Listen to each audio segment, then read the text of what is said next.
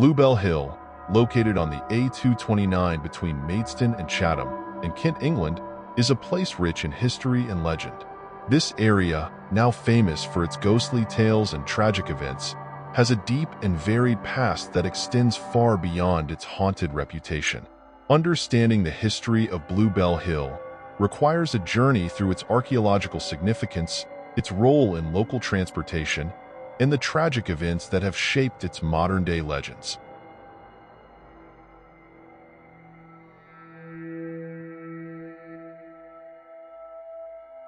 The history of Bluebell Hill stretches back to prehistoric times. Archaeological discoveries indicate that the area was inhabited by early humans, with numerous artifacts unearthed over the years. Stone tools and other remnants from the Neolithic and Bronze Ages suggest that this hill was a significant site for ancient communities. The strategic location of Bluebell Hill, offering sweeping views of the surrounding countryside, made it an ideal place for settlement and defense. In the medieval period, Bluebell Hill and its surrounding areas became part of the extensive network of manorial lands that dotted the English countryside. The hill's proximity to the Medway River and its elevated position made it an important lookout point. Records from this period show that the land was used for agriculture, grazing, and woodland management. The early modern period saw the development of more formal road networks. The routes passing through Bluebell Hill became critical for trade and transportation. The A229, the modern road that traverses the hill, has its origins in these early routes. This road connected the market towns of Maidstone and Rochester, facilitating the movement of goods and people. The 20th century brought significant changes to Bluebell Hill, with the development of modern infrastructure and the expansion of road networks. The A229 was upgraded to accommodate increasing traffic, transforming it into a major thoroughfare. However, this period also saw the beginning of the area's association with tragedy and the supernatural.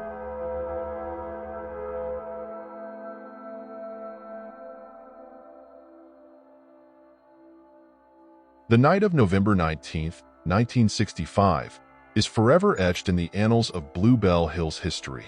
On this fateful evening, 24-year-old Suzanne Brown, a bride-to-be, was traveling with her friends Patricia Ferguson, aged 16, and Judith Langham, aged 22. The three women were in high spirits, looking forward to Suzanne's upcoming wedding. However, their journey turned into a nightmare when their car collided head-on with another vehicle. The accident occurred in adverse weather conditions, with rain and poor visibility contributing to the catastrophic event. The impact was severe, and despite the efforts of emergency responders, Suzanne Brown and her friends did not survive. The tragic loss of 3 young lives sent shockwaves through the local community, casting a long shadow over Bluebell Hill. In the wake of the accident, the local community mourned the loss of Suzanne, Patricia, and Judith. The tragic event garnered significant media attention, highlighting the dangers of the A229 and leading to calls for improved road safety measures. However, as time passed, the memory of the accident took on a different dimension. Reports of ghostly sightings and supernatural encounters began to emerge, giving birth to the legend of the Phantom Bride of Bluebell Hill.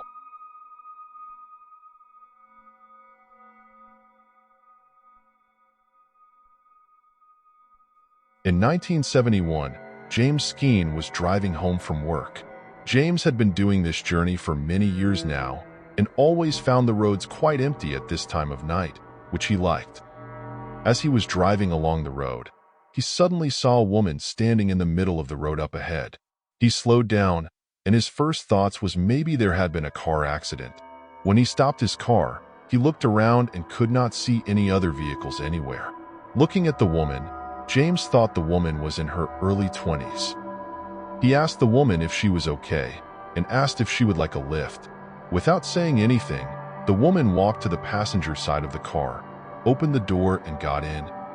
James recounted later that the woman did not say anything, and when James tried to talk to her, there was this awkward silence. James decided to just stay quiet for the rest of the journey, but the feeling of unease started to creep into his mind. Something about all of this did not seem right. As they were about to reach Chatham, the woman told James to stop. James stopped his car, and the woman, without saying anything, got out of the car. To James's shock and horror, the woman vanished in front of his eyes. In 1972, Bob Vanderpeer was driving along the road when up ahead, he saw a woman just standing there at the side of the road. He thought this odd, because this part of the road there was nothing around for miles, so the first thing that came to his mind was an accident. He stopped his car and asked the woman if she was okay. The woman just said she needed a lift into town, to which Bob said that would be okay. The woman walked around to the passenger side, but instead of getting into the front, the woman got into the back of the car. While driving, Bob started to feel uneasy and started to feel nervous. He kept on looking in his mirror at the woman, who was sitting there motionless. They were just about to enter Chatham, and that is when Bob looked into his mirror once more, only to find the woman had vanished. He stopped his car and looked around the area, only to find nothing. In 1974, Maurice Goodenough was driving along the road at night, when suddenly a young girl jumped in front of his car. It happened so quickly that Maurice had no chance of avoiding the young girl. As he collided with the young girl, the impact made a loud bang, which to Maurice's horror, confirmed he had hit the young girl. He got out of the car and found the young girl lying on the road unconscious and bleeding. In a panic, he ran to his car and got out a blanket and covered the girl to keep her warm. He then attempted to hail other passing cars, but frustratingly, there were no other cars. He did not know what injuries the girl had, so did not want to risk moving the girl, so he decided to get help. He drove to the police station in Rochester, which was not far, to report the accident. When police went to the scene with Maurice, there was no sign of the victim, or any evidence that there was an accident. Only the blanket remained on the ground. A subsequent search of the area with tracker dogs came up empty-handed too. No sign of blood, clothing fragments, or footprints was ever found. In 1992, Ian Sharp, who was a coach driver, was driving along the Bluebell Road when up ahead, he saw a woman standing in the middle of the road. To his horror, as he got closer, the woman started running towards his vehicle. At the last second, Ian tried to move out of the way, but it was too late. He hit the woman with such impact that he feared the worst. He stopped his vehicle and jumped out. First thing he did was look under the coach, but there was nothing there. Then he searched the area, but found nothing. The woman had simply vanished. Later he said, "I honestly thought I had killed her. You can't imagine how it felt. I was so scared to look underneath, but I knelt and looked straight through. There was nothing there." What makes the last two cases interesting is the physical impact. These ghosts did not simply pass through the vehicle or vanish. There was actual physical impact. The vehicles themselves had no damage when checked after the incident, but the witnesses clearly heard and felt the impact. Many people believe that all of the sightings are connected to that fateful night on November 19, 1965. All the sightings are of women, ranging from a child to early 20s.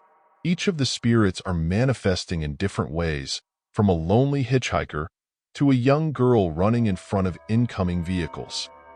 But could some of these sightings be caused by another tragic death that happened in the area decades before that fateful car crash in 1965?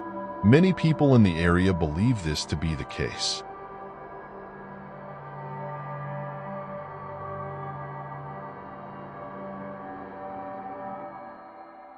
Emily Trigg was a 20-year-old servant girl who worked for a family in Rochester.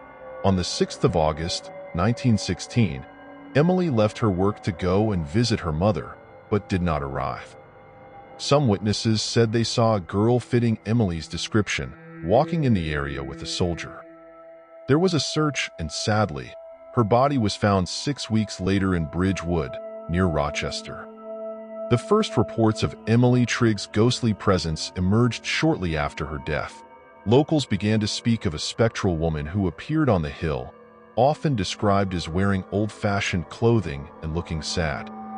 Witnesses reported seeing her walking along the road or standing by the roadside, only for her to vanish upon approach. These early sightings laid the foundation for the legend of Emily Trigg's haunting. The ghost of Emily Trigg is more than just a spectral figure. She represents a tragic chapter in the history of Bluebell Hill. Her unsolved murder and the subsequent hauntings have become an integral part of the area's cultural heritage. The legend of Emily Trigg serves as a reminder of the enduring impact of violent crime and the human desire to find meaning in unexplained phenomena. For the local community, Emily's story is a poignant reminder of the need for justice and the lingering effects of unresolved trauma. Efforts to uncover more about her life and death continue, with local historians and paranormal enthusiasts alike piecing together fragments of her story in the hopes of shedding light on this enduring mystery. It's likely that the sightings reported over the years are connected to these two tragic events that took place decades ago. It's hard to know what spirit is connected to each sighting, and probably something that will stay a mystery forever.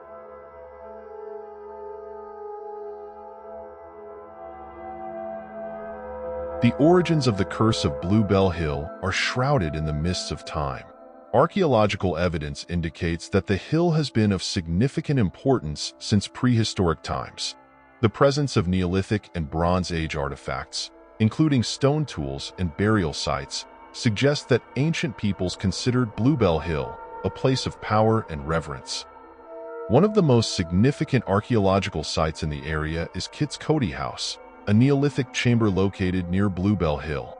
Constructed around 4000 BC, this ancient burial site underscores the hill's long-standing significance.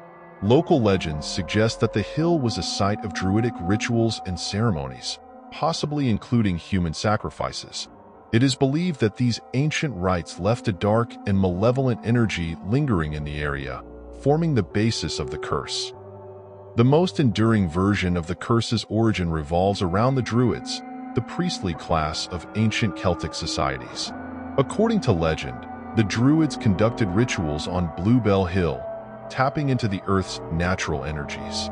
Some stories claim that the hill was used for human sacrifices, offerings to appease the gods or to gain favor in battles. These sacrifices, often involving high-ranking individuals or captured enemies, were believed to imbue the hill with a powerful and dark energy. As Christianity spread through England, many of these ancient sites and their associated rituals were abandoned or suppressed. However, the energies believed to have been awakened by the Druids' ceremonies did not dissipate. Instead, they were said to have formed a curse, a residual malevolence that continues to affect the area to this day. This curse is blamed for the numerous accidents, ghostly sightings, and strange occurrences that have plagued Bluebell Hill for centuries. While the stories of ancient Druids and their rituals provide a compelling backdrop, the modern manifestations of the curse are what truly capture the imagination. The 20th century, in particular, saw a series of tragic events and unexplained phenomena that many attribute to the lingering effects of the curse. The 1965 car crash is not the only incident linked to the curse of Bluebell Hill. Over the years, there have been numerous reports of accidents and fatalities along the A229. Many of these incidents occur under mysterious circumstances, often involving experienced drivers who lose control of their vehicles for no apparent reason. This pattern of accidents has led to speculation that the curse actively seeks to cause harm.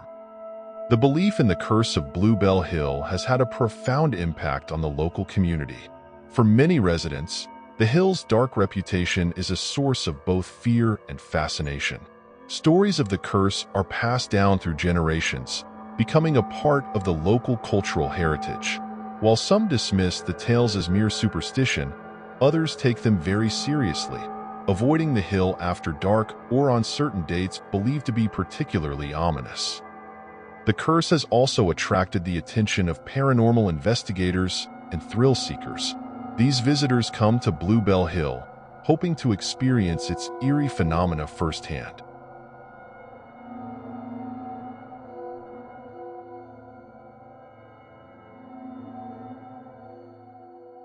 Bluebell Hill's haunted reputation is more than just a collection of ghost stories. It is a testament to the enduring power of folklore and the human fascination with the unknown.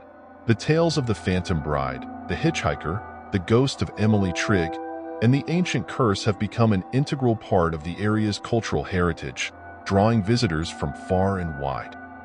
For some, Blue Bell Hill represents a connection to the past, a reminder of the lives lost and the mysteries that remain unsolved.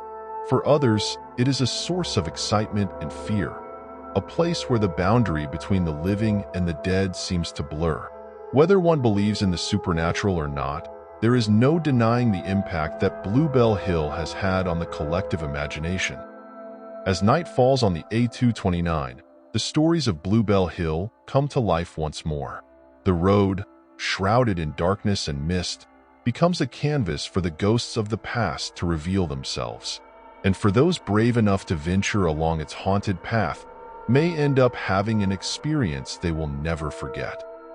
Thank you for watching. If you like the video, please remember to like and subscribe.